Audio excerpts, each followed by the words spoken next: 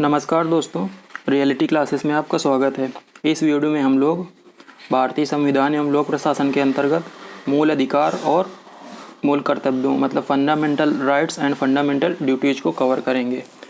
इस टॉपिक से एक क्वेश्चन आने के चांस हैं और वो क्वेश्चन आर्टिकल के भी फॉर्म में हो सकता है और कोई थ्योरी के भी फॉर्म में क्वेश्चन बना सकता है। तो चलो हम लोग सबसे पहले फंडामेंटल राइट्स देखेंगे। जो फंडामेंटल राइट्स हैं या मूल अधिकार हैं जो वो यूएसए के संविधान से लिए गए हैं और ये संविधान के भाग 3 में आर्टिकल 12 से 35 में दिए गए हैं, अनुच्छेद 12 to 35। और यह नेहरू रिपोर्ट जो 1928 में पब्लिश हुई थी उस पर बेस्ड है। और नेहरू रिपोर्ट जो है वो मोतीलाल नेहरू ने प्रिपेयर की थी। इसमें जवाहरलाल नेहरू का नाम नहीं आता है तो आपको कंफ्यूज नहीं होना। नेहरू रिपोर्ट मोतीलाल नेहरू से रिलेटेड है। जो सुप्रीम कोर्ट है वो मूल अधिकारों का संरक्षक है। मतलब इसका ये है कि जो मूल अधिकार हैं फंडामेंटल राइट्स ये जस्टिसेबल है। मतलब आपको लगता है कि आपके किसी मूल अधिकार का हनन हो रहा है तो आप डायरेक्ट हाई कोर्ट या सुप्रीम कोर्ट जा सकते हैं। और इसके लिए जो कोर्ट है वो 5 तरह के रिट जारी कर सकता है। उनके बारे में मैंने यहाँ वीडियो में आगे बताया है। तो अलग अलग जो आर्टिकल्स हैं उनके बारे में हम लोग देखेंगे। जो तो अनुच्छेद 12 है उसमें राज्य मतलब स्टेट की डेफिनीशन बताई गई है। तो मैंने इससे पहले ही बताया है कि जो राज्य है इसका मतलब अभी आप स्टेट ना समझ लीजिए कि यूपी एमपी और राजस्थान इस तरह के स्टेट। राज्य की परिभाषा उसमें जो है उसका मतलब है जो गवर्नमेंट है, तो सेंट्रल गवर्नमेंट की बात हो रही है वहाँ पे। और उसको व्यापक रूप में इसमें समझाया गया है। जो अनुच्छेद 13 है उसमें न्यायिक पुनर्वलोकन जुडिशियल रिव्यू जो है उसके बारे में बताया गया है, काफ़ी इम्पोर्टेंट है आर्टिकल 13। अब हम लोग देखेंगे आर्टिकल 14 से जो 18 हैं वो समता के अधिकार मतलब राइट टू इक्वलिटी हैं। तो जो आर्टिकल 14 है वो इक्वलिटी बिफोर लॉ मतलब कानून के सामने सबको समान रूप से देखा जाएगा, ये बोलता है आर्टिकल 14। आर्टिकल 15 और 16 हैं ये केवल इंडियंस को प्राप्त हैं, फॉरेनर्स को प्राप्त नहीं है, मतलब विदेशियों को प्राप्त नहीं है। तो आर्टिकल 15 क्या कहता है कि जाति धर्म नस्ल लिंग जन्म स्थान के आधार पर भेदभाव नहीं हो सकता। आर्टिकल जो 16 अनुच्छेद जो 16 है वो कहता है कि इक्वलिटी ऑफ अपॉर्चुनिटी मतलब कोई यदि वैकेंसी वगैरह भरी जाएंगी जो उसमें कुछ भी भेदभाव नहीं किया जाएगा। लेकिन इसमें कुछ लोग मतलब जो समाज के वर्ग हैं उनको आरक्षण प्राप्त है, उसके बारे में आपको नहीं देखना है कि वो क्यों प्राप्त है। लेकिन इक्वलिटी ऑफ अपॉर्चुनिटी आर्टिकल 16 के आधार पे है। वो आप आगे यदि इसमें पॉलिटी में डीप में पढ़ेंगे तब उसमें आपको समझ में आएगा कि ऐसा क्यों है। आर्टिकल जो 17 है अनुच्छेद 17 मोस्ट इम्पॉर्टेंट है, अबॉलिशन ऑफ अनटचएबिलिटी मतलब जो छुआछूत होती है ना उसको समाप्त करने पे बेस्ड है। जो आर्टिकल 18 है वो कहता है अबॉलिशन ऑफ टाइटल्स उपाधियों का अंत मतलब जो पहले टाइटल राजा महाराजा खुद धारण करते थे वो किसी को दे देते थे ना वो देखते हैं। लेकिन जो आर्मी के टाइटल्स हैं या जैसे डॉक्टर की उपाधि है वो इसके अंतर्गत नहीं आते हैं। तो आपको आर्टिकल 14 से 18 तक याद रखने हैं। जो 14 है वो कानून के समक्ष समानता की बात करता है। 15 है वो जाति धर्म नस्ल लिंग जन्म स्थान के आधार पर भेदभाव नहीं किया जाना चाहिए, ये बोलता है। जो आर्टिकल 16 है वो इक्वलिटी ऑफ अपॉर्चुनिटी की बात करता है मतलब नियोजन में समान अधिकार। जो आर्टिकल 17 मोस्ट इम्पॉर्टेंट है, ये छुआछूत के अंत की बात करता है। और जो आर्टिकल 18 है वो उपाधियों के अंत की बात करता है। तो 14 से 18 पे जो दिए गए हैं वो समानता का अधिकार कहे जाते हैं, राइट टू इक्वलिटी। जो आगे हम लोग देखेंगे आर्टिकल 19 से 22 इनको स्वतंत्रता का अधिकार मतलब राइट टू फ्रीडम बोला जाता है। तो जो आर्टिकल 19 है वो भी विदेशियों को प्राप्त नहीं है, केवल भारतीयों को प्राप्त है।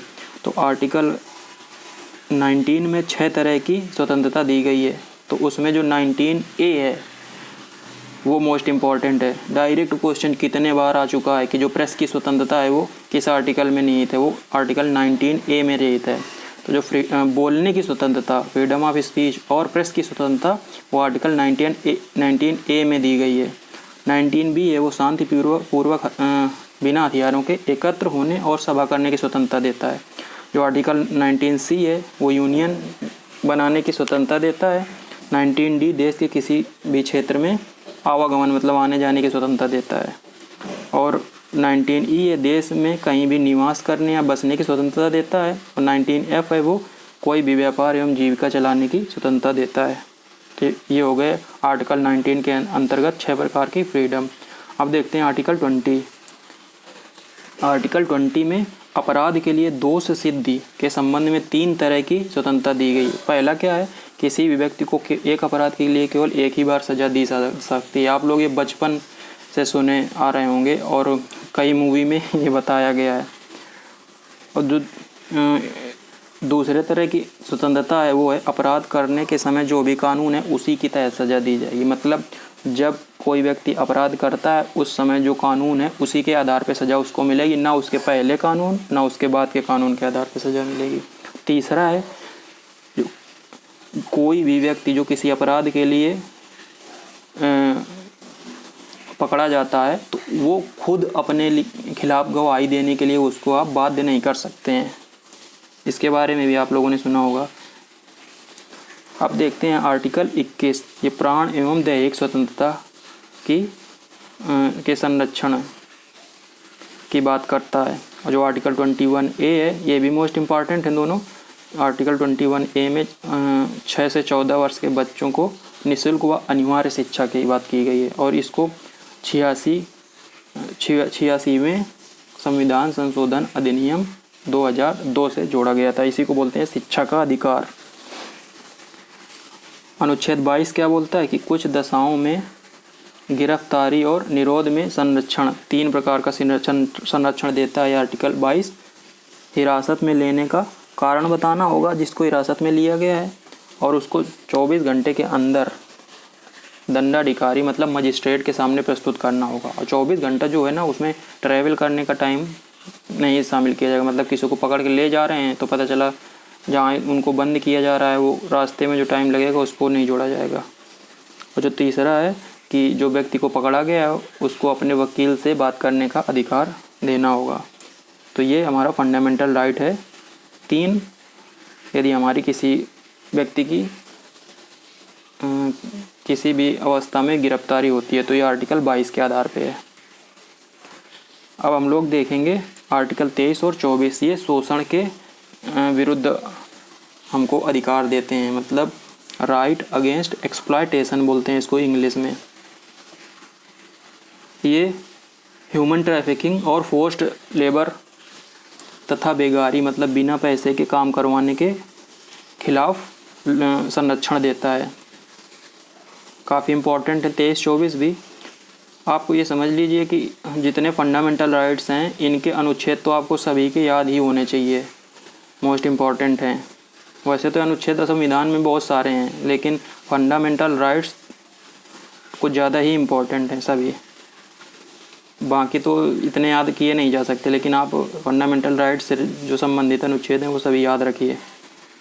जो आर्टिकल 24 है वो 14 साल से कम के बच्चों को किस काम में रखने के खिलाफ है। तो आप 14 से 24 को कनेक्ट कर सकते हैं कि 24 जो आर्टिकल है वो 14 साल से कम उम्र के बच्चों को कारखानों में काम करने से मना करता है। मतलब आप ज़बरदस्ती किसी से काम नहीं करवा सकते हैं। आर्टिकल जो 25 से लेकर 27 हैं वो धार्मिक स्वतंत्रता मतलब फ्रीडम ऑफ रिलीजन से संबंधित हैं। अब तीनों को हम लोग देखेंगे। जो आर्टिकल 25 है उसके आधार पे अंतःकरण और धर्म को अबाध रूप से मानने, आचरण और प्रचार करने की स्वतंत्रता दी गई आर्टिकल 25 से। आर्टिकल 26 जो धार्मिक कार्य हैं उनको हम लोग कर सकते हैं, उनके प्रबंध की स्वतंत्रता दी गई है। और जो आर्टिकल 27 है वो हमको या किसी को भी राज्य के किसी भी व्यक्ति को ऐसे कर देने के लिए बाध्य नहीं कर सकता कि वो किसी धर्म को प्रमोट करने के लिए यदि यूज कर रहे हैं तो उस पर कर नहीं लगाया जा सकता। अच्छा, इसमें उल्टा मैं बोल गया कि यदि किसी राज्य किसी भी व्यक्ति को ऐसे कर देने के लिए बाध्य नहीं कर सकता जिसकी आय किसी विशेष धर्म अथवा धार्मिक संप्रदाय की उन्नति या पोषण में व्यय करने के लिए विशेष रूप से निश्चित की गई है। ओ मतलब यदि कोई अपनी आय को किसी धर्म विशेष की उन्नति के लिए देना चाहता है तो उस आय में वो आय जो होगी वो टैक्स एबल इनकम नहीं होगी। आगे देखते हैं आर्टिकल 28।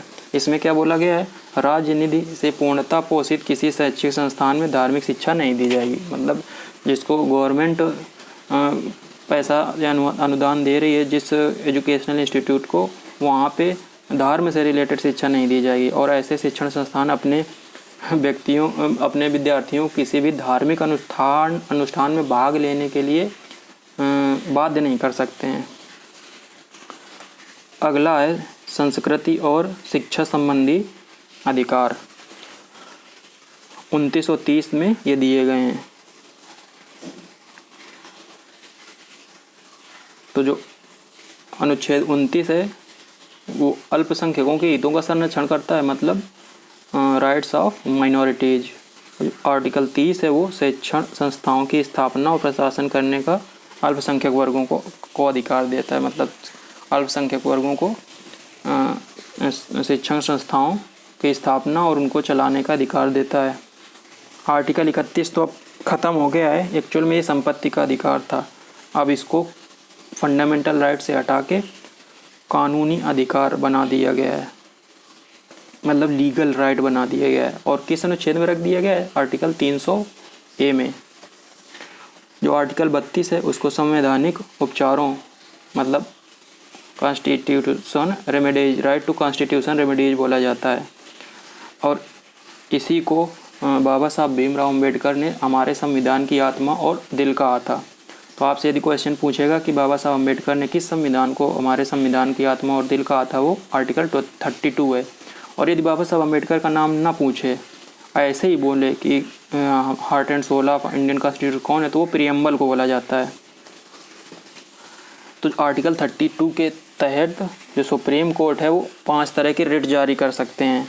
अब यहाँ पे रिट 5वां देख लेते हैं। बंदी प्रत्यक्षीकरण, इसको इंग्लिश में बोलते हैं हेबियस कॉर्पस। जो अजय देवगन की मूवी आई थी ना दृश्यम, उसमें इसने हेबियस कॉर्पस के बारे में काफ़ी बातचीत हुई है। परमादेश, इसको इंग्लिश में बोलते हैं मैंडमस। उत्प्रेषण, इसको इंग्लिश में बोलते हैं सर्सियोरी। निषेधाज्ञा, प्रोहिबिशन। और अधिकार परीक्षा को वारंटो। आप ये नाम याद रखिए, आपको ज़्यादा डिटेल पढ़ने की ज़रूरत नहीं है। लास्ट के 3 आर्टिकल बचे हैं, 33, 34 और 35। तो जो 33 है उसमें जो आर्म्ड फोर्सेस हैं उनके कुछ फंडामेंटल, उसमें जो भारतीय लोग हैं उनको अनुशासित करने के लिए कुछ फंडामेंटल राइट्स जो सामान्य जनता को प्राप्त हैं वो उन्हें प्राप्त नहीं हैं। तो ये शक्ति संसद को दी गई है कि आप कुछ जो फंडामेंटल राइट्स हैं वो उनसे छीन सकते हैं, जिससे कि जो फौज है उसमें, मतलब आर्म्ड फोर्सेस हैं उसमें अनुशासन मेंटेन रहे। और जो आर्टिकल 34 है वो किसी भी क्षेत्र में मार्शल लॉ, उसको इंग्लिश में बोलते हैं सेना विधि, तो मार्शल लॉ लगाने से संबंधित हैं। जो आर्टिकल 35 है वो भाग 3 के उपबंधों को प्रभावी बनाने के लिए विधान बनाने से संबंधित है। तो ये हो गए हमारे फंडामेंटल राइट्स। आपको फंडामेंटल राइट्स से में 14 से लगा के 30 तक, 12 और 13 आपको आप छोड़ सकते हैं। आर्टिकल 14 या अनुच्छेद 14 से आर्टिकल 30 तक आपको रटे होने चाहिए बिल्कुल। इन्हीं पे से क्वेश्चन सबसे ज़्यादा बनते हैं। अब हम लोग देखते हैं फंडामेंटल ड्यूटीज़। तो वैसे फंडामेंटल ड्यूटीज़ तो 11 हैं, लेकिन फंडामेंटल ड्यूटीज़ को याद रखने की ज़रूरत नहीं है कि क्या क्या हैं। उससे आपसे क्वेश्चन नहीं पूछेगा कि फंडामेंटल ड्यूटी है कि नहीं है। जो इसमें क्वेश्चन बनेंगे वो 4 पॉइंट मैंने यहाँ पे लिखे हैं, इसी से बन जाएगा क्वेश्चन यदि फंडामेंटल ड्यूटी से बनेगा। तो पहला है कि जो मूल कर्तव्य इनको हिंदी में बोलते हैं, ये लिए गए हैं रूस के संविधान से। उस समय वो यूएसएसआर था, यूनाइटेड स्टेट्स ऑफ सोवियत रसिया उसको बोलते थे। और ये स्वर्ण सिंह कमेटी जो बनी थी उसकी सिफारिश के आधार पर संविधान में जोड़े गए थे। किससे वर्तमान में आर्टिकल 51A के तहत 11 मौलिक कर्तव्य वर्णित हैं। तो यदि क्वेश्चन बनेगा कि मौलिक कर्तव्य हमारे संविधान के किस अनुच्छेद में दिए गए हैं, तो अनुच्छेद 51A में दिए गए हैं। और इन जो मौलिक कर्तव्य हैं वो हैं 11, और जो 11 वहाँ वो था वो 86 कॉन्स्टिट्यूशन अमेंडमेंट एक्ट 2002 से जोड़ा गया था। इतनी चीज़ें आपसे बनती हैं मौलिक कर्तव्य। अब थोड़ा मैं बातें मौलिक कर्तव्य के बारे में बता देता हूँ कि उस समय जब ये जोड़े गए थे तो इसलिए जोड़े गए थे कि जब इमरजेंसी का पीरियड था ना, उसी टाइम पे जोड़े गए थे। तो फंडामेंटल राइट्स यदि दे रहा है संविधान तो कुछ फंडामेंटल ड्यूटीज़ भी होनी चाहिए। जो यहाँ के नागरिक हैं, सिटीजन्स हैं, तो जो जिम्मेदारी बनती है एक नागरिक होने के चलते, उनके बारे में बताया गया कि आप इस देश के नागरिक हैं तो आपको क्या क्या चीज़ें करनी चाहिए और क्या नहीं करनी चाहिए। चलो इसी के साथ मैं ये वीडियो ख़त्म करता हूँ। आपको कहीं पे डाउट है तो आप कमेंट करके पूछ सकते हैं। धन्यवाद।